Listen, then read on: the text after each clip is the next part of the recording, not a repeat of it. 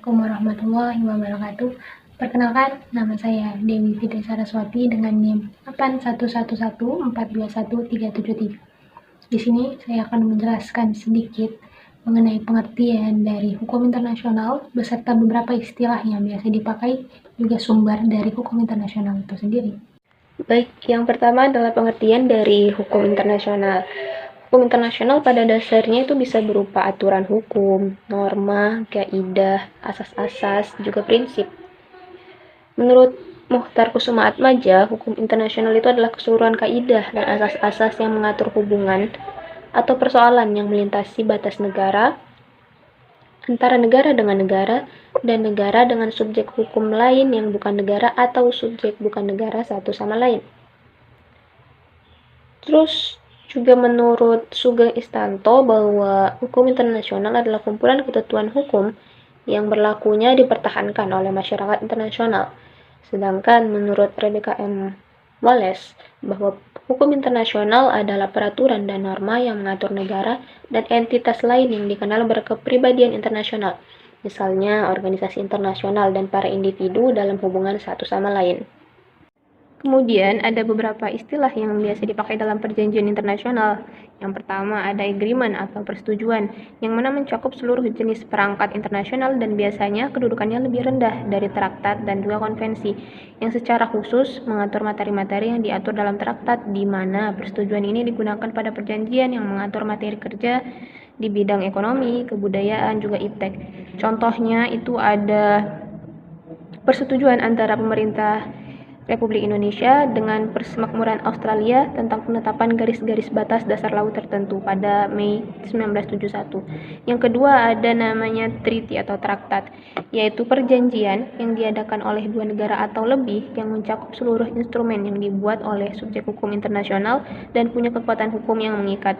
Suatu traktat untuk dapat menjadi sumber hukum formil harus disetujui oleh DPR dulu, lalu diratifikasi oleh Presiden, baru kemudianlah berlaku mengikat terhadap negara peserta dan juga warganya.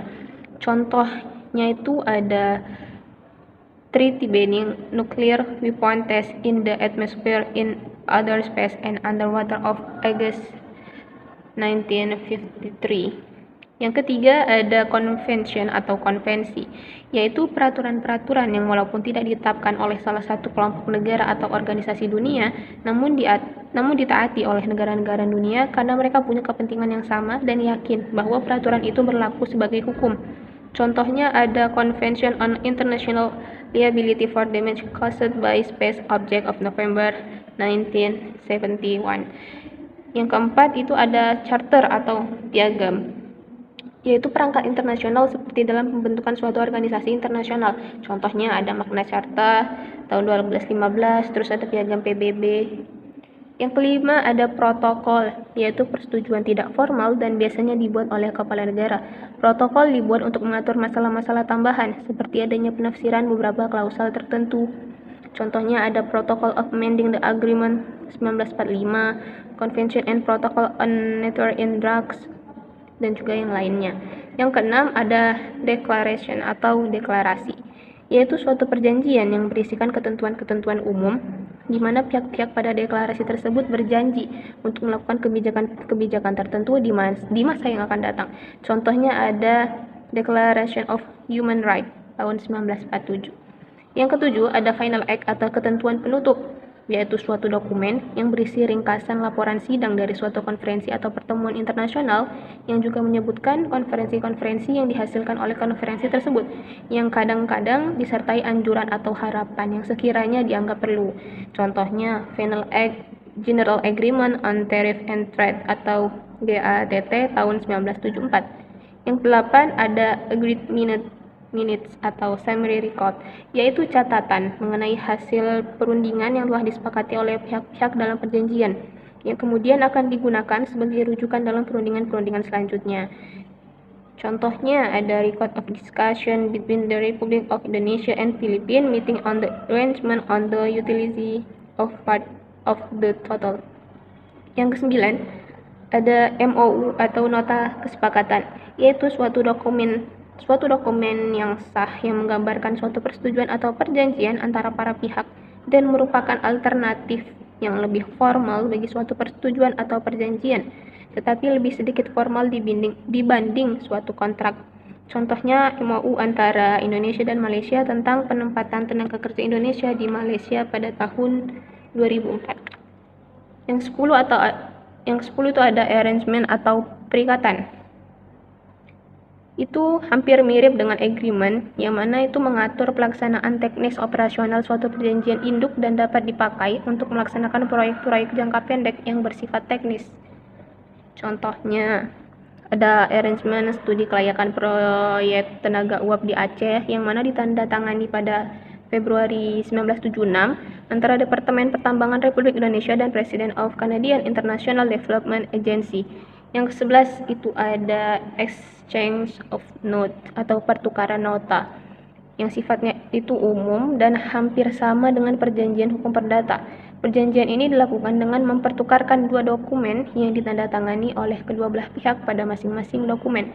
Contohnya ada exchange of note between the government of the Republic of Cuba and the government of the Republic of Indonesia on the establishment of a joint commission tahun 1996. Terus juga ada pertukaran nota antara Perdana Menteri Ali Sastrawamidjojo dan Perdana Menteri Chou En-lai di Beijing tanggal 3 Juni 1955.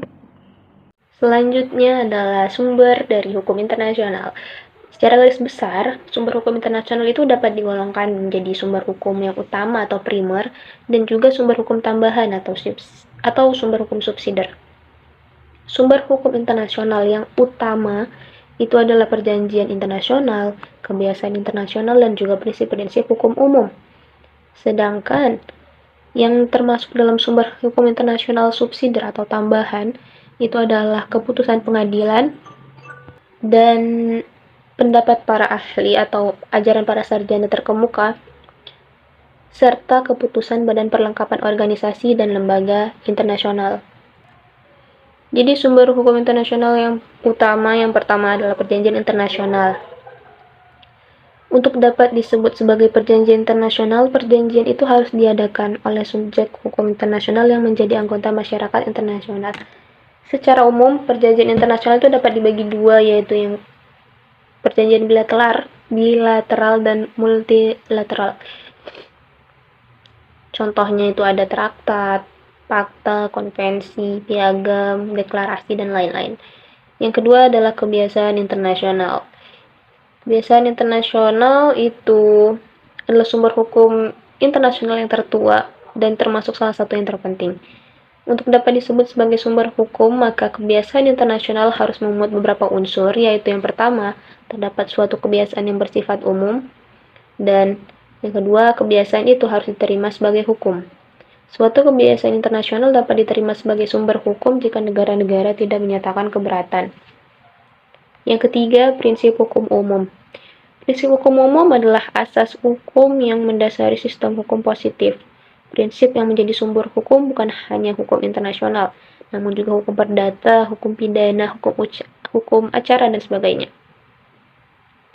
Beberapa contoh prinsip hukum umum diantaranya adalah Pacta Sunt Servanda, Bona Fide, dan lain-lain.